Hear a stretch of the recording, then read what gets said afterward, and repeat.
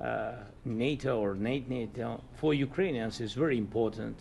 Of course, it's our decisions of allies to decide where we are. But are you willing to give up Yes, joining but the NATO? most important thing for people in Ukraine, which are under each day's attacks, to have really strong security guarantees. NATO is the best, but weapon is very important. Allies on our side is very important, and between us, for us, bilateral security guarantees between me and President Trump is very important. I don't know, we didn't speak with details about it, but this is the most important document because United States is very strong. Sir? President Trump. Peter? President Trump, the middleman right now, hoping to end this conflict. Who is doing a better job negotiating, President Zelensky or President Putin? I think they're both doing a great job in that sense. We have to get it done. We've got to take some of the hatred of each other. You know, they don't like each other. I say that in front of President Zelensky, but I say it in front of President Putin too. They have tremendous bad blood. It really is what is holding up, I think, a settlement. I think we're going to get it done, and we have to make it long-lasting. As I said in the Middle East, everlasting, right? Everlasting. And the Middle East is a much more complicated situation. You know, we had 59 countries involved, and every one of them agreed. And it's, you know, it's sort of amazing. Most people didn't think that was doable. This is going to be something I really believe that's going to get done. I had a very good talk yesterday with President Putin. I think he wants to get it done. And President Zelensky, right behind you. When we were in Israel with President Trump earlier in the week, we heard a lot about the difference in diplomacy between President Trump and President Joe Biden before him. What do you see as the biggest difference in diplomacy between President Trump and President Biden? President Trump has a big chance now to finish this war. President Biden now is not the president, so he doesn't have a chance to finish this war. And President Trump is really showed for the world that he can manage ceasefire in Middle East, and that's why I hope that he will do this, and we will also have such big success. For Ukraine, it's a big chance, and I hope that President Trump can manage it. I would say the biggest difference is one is extremely competent and the other one is grossly incompetent. Sir, a few weeks ago in New York when you two met, you said that you think Ukraine could ultimately take back all the territory that it's lost so far. Do you still think that's the case, or do you think there'll have to be some sort of You never know. Look, you know, war is very interesting. You never know, do you? You just never know. With war and peace, but you never know. Please. Russia calls Tomahawk supply to Ukraine as an escalation, yet it continues using similar cruise missiles like Caliber. And Yeah. Who are you with? Who are you with? You, Ukraine? Yes. Good. But Russia continue even using the cruise missiles and also nuclear-capable ballistic missiles in Ukraine since 2022. So do you consider providing Ukraine with the Tomahawk or similar missiles as an opportunity to equalize the possibilities of Ukraine and Russia and push Moscow to the negotiation table? Sure. We're going to be talking about that. That's why we're here. Okay? Fair question. Exactly as he told you to say it. But we're going to be talking about it. Okay? Yeah, please. Mr. President, message to India and Hungary, who is still refusing. You said India and Hungary? That's an interesting. And Hungary India and Hungary. It's an interesting combination. refuse to stop buying Russian oil. Well, India is not going to be buying Russian oil anymore.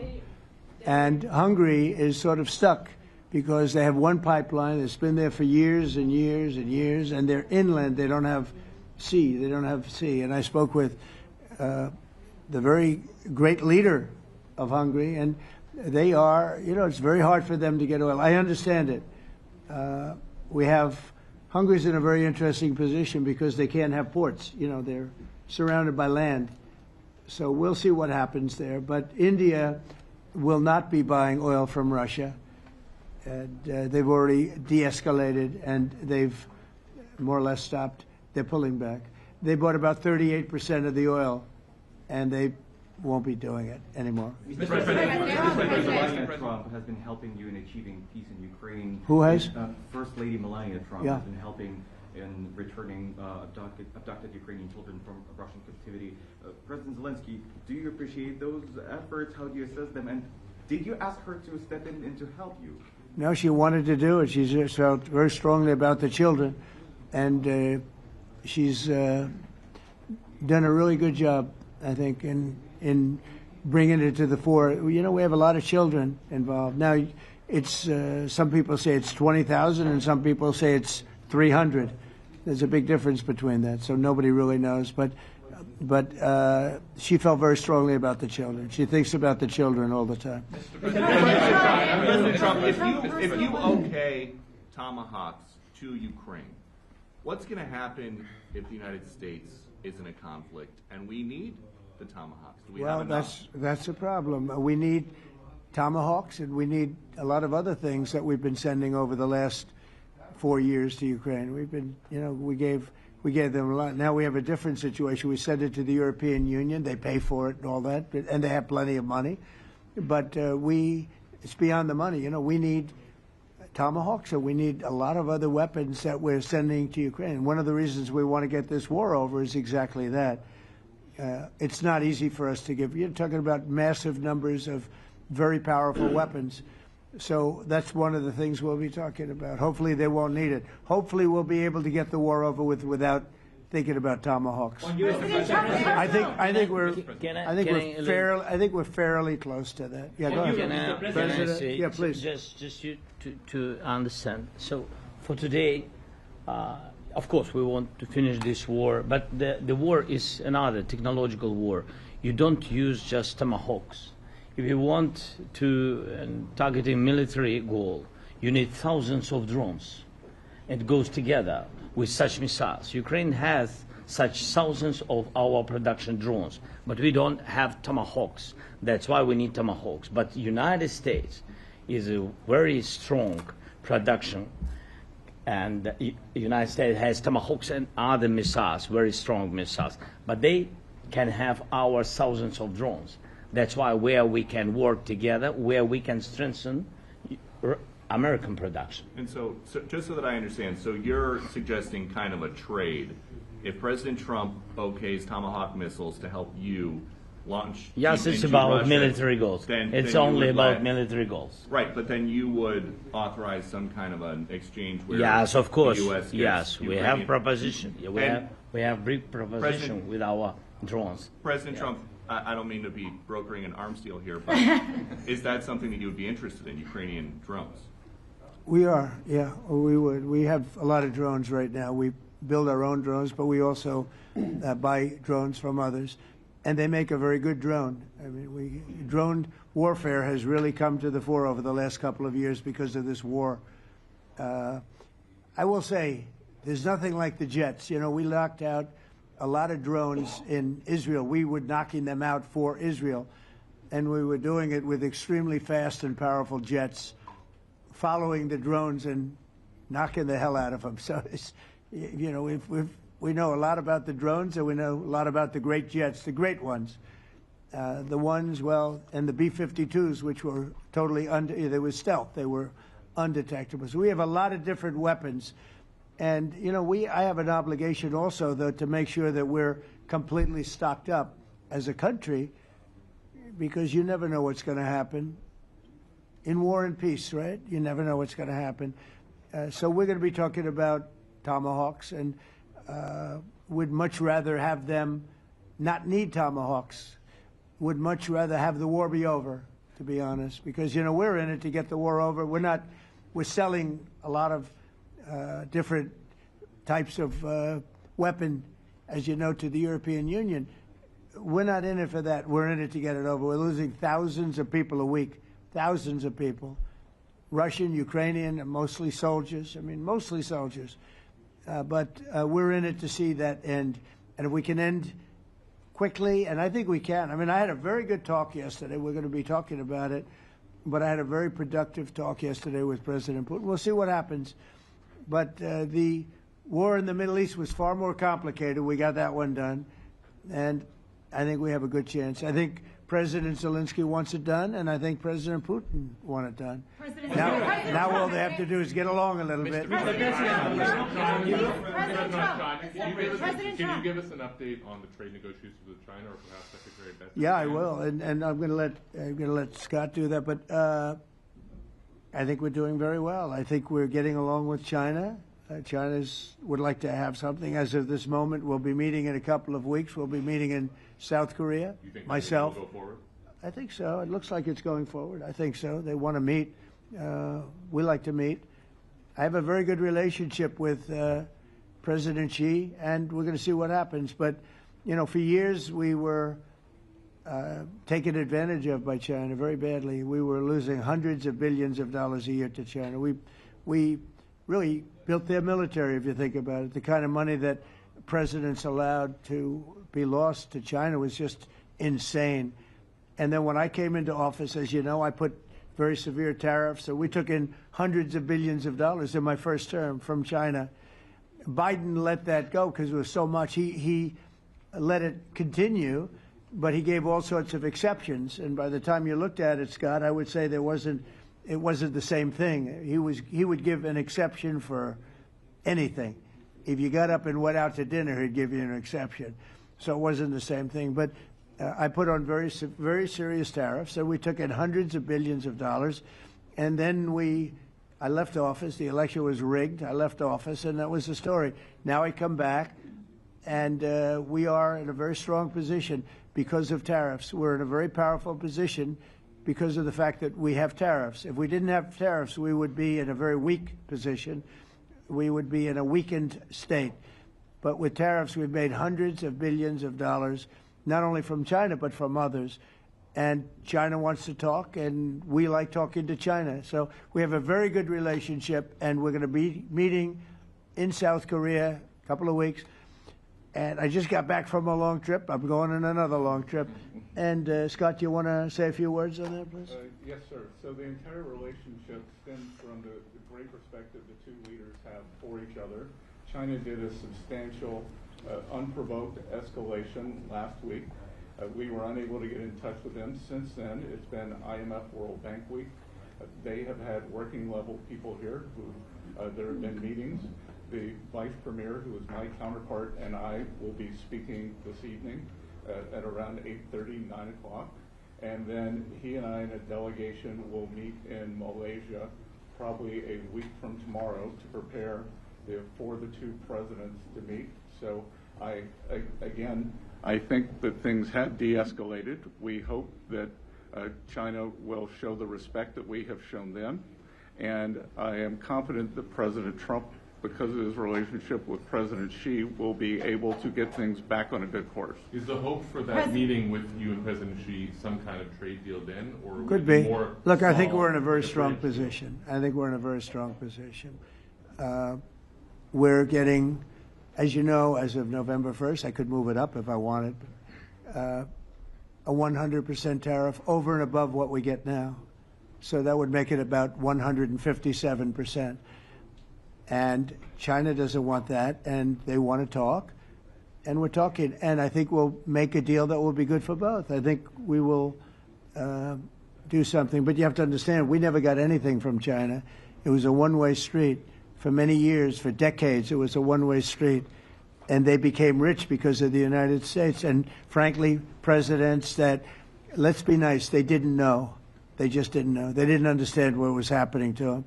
But I understood it. I understood it long before I ran for politics. I used to watch in amazement at how stupid our country was, how stupid they were. And we're not stupid anymore.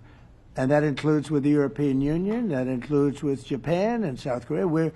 All we want to do is be treated fairly. But the fairly is hundreds of billions and even trillions of dollars coming into the United States. And it's our national security is secure because of tariffs. If we didn't have tariffs, we would have no national security. So it's very important. Will you seek China's help in ending the war in Ukraine? Do you need them to put pressure on Russia? I'll be discussing that, but I'd love to see it ended before that. I mean, I think we have a chance of ending the war quickly. if flexibility is shown on behalf, and again, we're not losing people. The United States is not, we're not losing people, we're not spending money, we're getting paid for the, ammunition and missiles and everything else that we're sending to the European Union, but to NATO. But it's very similar. If you look at the countries, it's very similar. And we just made a very fair trade deal with the European Union, and what we wanted, and we made a very good deal with NATO too. They pay for all of this. That's not what we're in this for. We're in it to save thousands of lives every week. Thousands and thousands of lives. That's why we're in it. And I think we have a very good chance of bringing this war to a conclusion. Europe's president and your cabinet has done honestly an excellent job. I think that a lot of people could agree to that. Thank you. I'm speaking as someone who lost my father in a war, so I know the human cost. What would your advice be to American leaders, to world leaders, to neocons, to TV hosts who often speak about conflict in abstract or strategic terms rather than the human cost and the human terms? Look, my only statement is we have to get together. It's a very small group of people. It's the president, and the president. Okay, 3 presidents. And I'm the mediator president.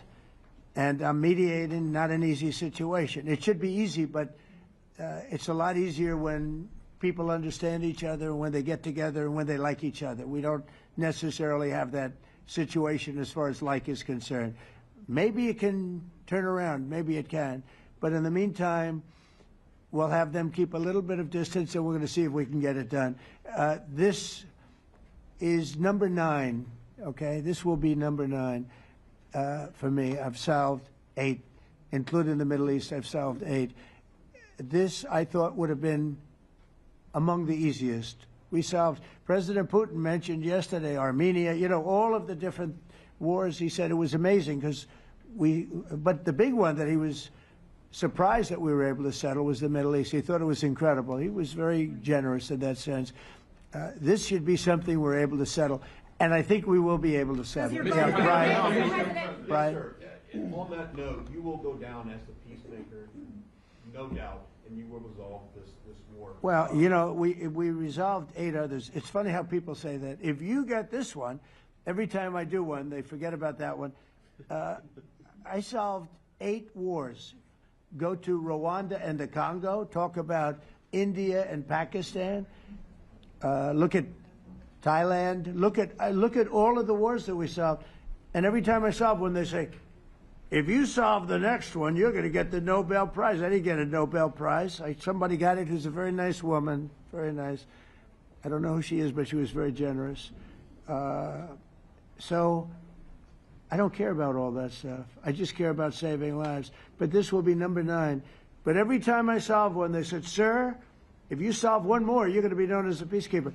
So to the best of my knowledge, we've never had a president that solved one war. Not one war. Bush started a war. A lot of them start wars, but they don't solve the wars. They don't settle them. And especially when they have nothing to do with us. I guess just about all of these wars had nothing to do with us. But I saved tens of millions of lives. The Prime Minister of Pakistan said, I saved millions of lives in interceding on Pakistan, and you look at Pakistan and India as an example. That would have been a bad one, 2 nuclear nations, right? So I say this, this is pretty much the last one, although I do understand that Pakistan attacked, or there is an attack going on with Afghanistan. That's an easy one for me to solve if I have to solve it. In the meantime, I have to run the USA, but I love solving wars. You know why? I like stopping people from being killed, and I've saved millions and millions of lives, and I think we're going to have success with this war. Wait, please. This President Zelensky, this is your 3rd time over here. Oh. And by the way, you look excellent. Thank you, sir. Thank you. For you, by the way. This is your 3rd time here. How different sitting across from the president is this time versus the 2 previous times here at the White House, and how confident are you hearing the success rate of solving these prior wars that he can get this war solved? First of all, about suit. The same suit because the same president. It's very simple. The next president will have another suit. Yes, about our relations with President Trump, I think we have important dialogues, and I think we begin to understand each other. Yes, and I know that President is briefed very well about the situation in the battlefield, and he knows a lot what's going on the battlefield in Ukraine, and I think it really helps. When you know a lot of things, a lot of details about one or another war, it helps a lot. But we are still in war, and I hope Mr. President, we can manage. You have I been think clear it's that there are some important. countries that are not meeting their commitment. You pointed out Spain. They said that it's impossible. No, Spain has not come through. No, Spain has not been loyal to NATO. Spain has been, they're the only one. Everyone went up to, as you know, I mean, you were at 2% and they all went up to 5%, but Spain disagreed with that. I think Spain should be reprimanded for that. I think it's very bad that they did that, but that's up to them. That's up to NATO and Spain. They cannot be expelled from NATO. Can they or not? They cannot, according to the treaty, but they also claim that they are protected by the European Union umbrella for trade.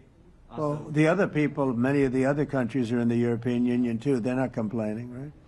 President Biden, tell you that Putin is serious. That's of interest. Mr. President. They're protected by Yeah, please go ahead. Thank you, Mr. President. Do you think you can carry the momentum from the Middle East deal over to this deal? And if I do. So, how does that move the needle? Yeah, I do. I think we carry a lot of momentum, a lot of credibility. Getting Middle East done was very important. Nobody thought it could be done. That was one nobody thought could be done, and we got it done.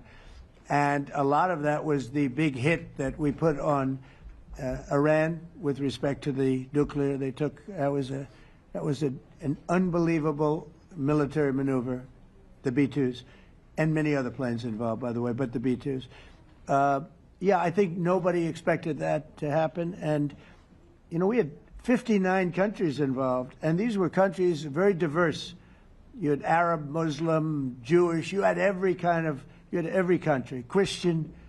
You had every country, and many countries involved, and we got that done. And we got it done pretty swiftly after we set the table properly. We had to set the table properly. This should be one that we get done. And I think the table is set properly here now, too.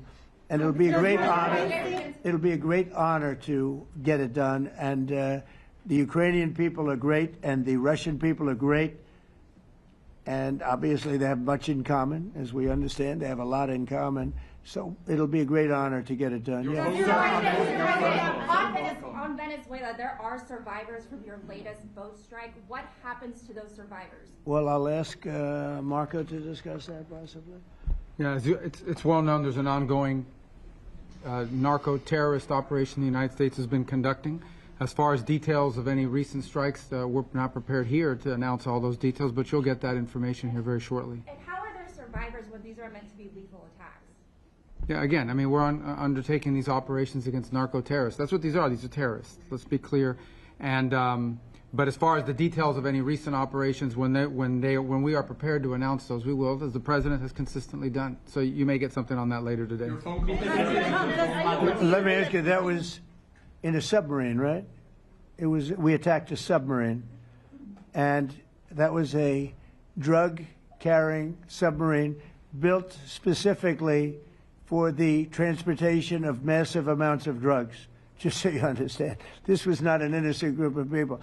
I don't know too many people that have submarines, and that was an attack on a drug-carrying, loaded-up submarine. Yeah.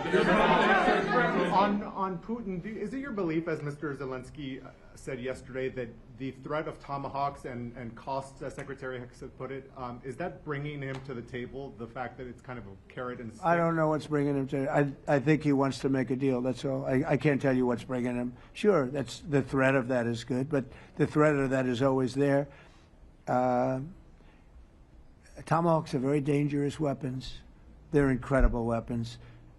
If you like warfare, it's one of the most accurate. You know, we hit 30 Tomahawks in Iran after the B-2s did their damage. We sort of gave it a little capper with 30 Tomahawks from a submarine, quite far away actually. But they're an amazing weapon. They're a very powerful weapon, but they're a very dangerous weapon, and it could mean big, escalation. It could mean a lot of bad things can happen. Tomahawks are a big deal, but one thing I have to say, we want Tomahawks also. We don't want to be giving away things that we need to protect our country. We have a very strong country right now. We have a strong military. We have the greatest military in the world. We have the greatest weapons in the world. I want to get this war over. Okay? Putin-Trump tunnel to connect Russia and Alaska. Are you interested? I just heard about it. A tunnel from Russia to Alaska. I just heard about that one. That's an interesting one. We'll have to think about that.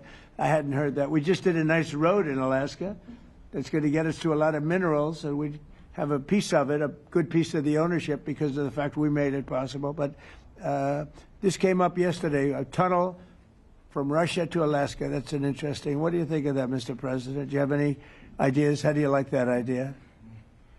I'm not happy with this. I don't think you're going to like it. I don't think he liked it. I don't think he liked it. President Trump, do you think that Vladimir Putin, do you think that Putin's your gut instinct? Well, we had a senator that wanted, remember, from Hawaii, she wanted a tunnel from the mainland to Hawaii. Then she said, well, we can't do that, so we're going to build a railroad to Hawaii. Do you remember? She's a current sitting senator, a Democrat. She wants a railroad to go to Hawaii, right? You know who that is, right? She's another. She's another beauty. President Trump, Putin, your gut instinct. Yeah, please. On your meeting with Putin, aren't you concerned that maybe the Russian president is trying to buy himself more time? Yeah, I am. But you know, I've been played all my life by the best of them, and I came out really well. So it's possible. Yeah, a little time. Is your gut instinct? It's all right. But I think that I'm pretty good at this stuff. I think that he wants to make a deal. I made 8 of them. I'm going to make a 9th. I think he wants to make a deal. Well, I think that he should have won the war in a week. Yeah, I do think. And if we didn't give the anti-tank missiles, as you know, the javelins they call them, they got stuck in the mud. They would have been in Kiev very quickly. They were heading to Kiev. So, you know, in war, you have a lot of luck, too. You know, weather has won war, and the cold and the heat and all things take place in war. But that was a very interesting moment when the tanks started rolling and some brilliant general said, let's go through the mud instead of going down the highway, right? So they got a little bit lucky. But you know where they really got lucky? I gave javelins.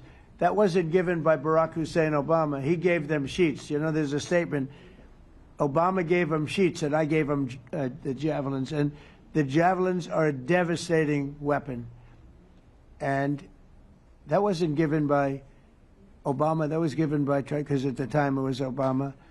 That was given by me. So it was like one of those things. And you had hundreds of them.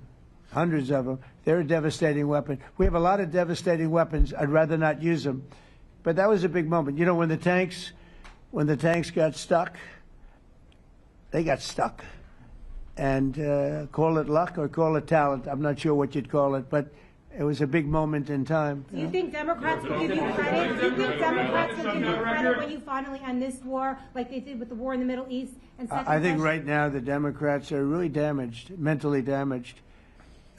They want to take $1.5 trillion with a T, $1 trillion and give it to people that invaded our country. They came into our country illegally from prisons, from mental institutions, gang members. They want to give them health care and take it away from our citizens. We're not going to do that. $1.5 trillion. They want to destroy. They want to destroy our health care system. We're not going to let that happen. Have you authorized CIA operations in Venezuela as part of? Well, I wouldn't say that, but Some interesting things are happening around the world, I'll say that. It's been reported, Mr. President, it has been reported that Maduro offered everything in his country, all the natural resources. He even recorded a message to you in English recently, offering mediation. What should we do in order to stop that? He has offered everything. He's offered everything. You're right. You know why? Because he doesn't want to fuck around with the United States. Thank you, everybody. Thank you. Thank you, Thank you, everybody. Thank you, guys. Thanks, guys. Let's go. Start moving. Thank you, guys. Let's go. Let's go. Thank you, guys. Thanks, guys. Thank you, press. Thank you, press. Thanks, President Trump. Thank you, guys. Good job. Thank you, guys. President, what